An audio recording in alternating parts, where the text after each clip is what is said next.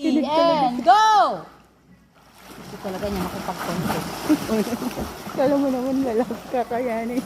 Oo, ito mo. Gusto niya talaga. Pero pag naramdaman niya yan na ay hindi ko pala kaya yan, saka lang siya naglilay mo. Grabe nang tinuturuan ko itong dalawang to. Ang lalaki tapos ano, tinitirik sa gitna. Hindi talaga sila marunong. Kinabahan talaga yan.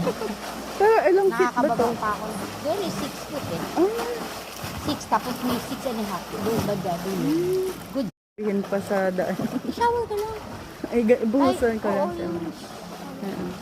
Para ma-erase lang ng Oo. Oh, cute naman yung e-trike. How much? Arms on your ear, okay?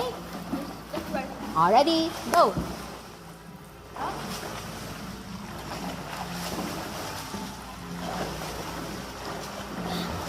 Parang ito dalawang ko. Maalala niya yan, eventually. Yan, ta? Kita mo yan? Kanina parang ano kasi. Wala, hindi talaga siya nakapag-swimming. Simula nung hindi siya nag-swim. Nakapag ano ba kami? Ay, Astoria I'm lang. scared. Astoria lang pala. Go! Kick! Very good.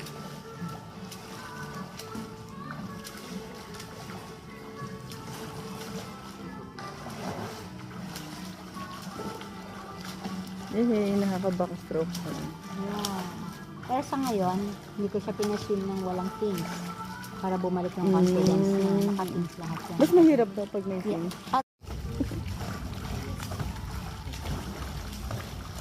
Splash!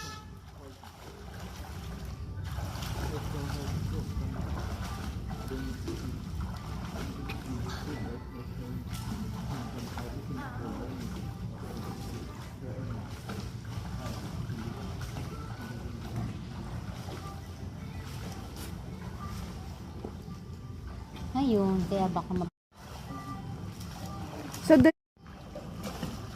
binabad na okra, binabad na laurel. ano pa naman kami. Prone nga ako.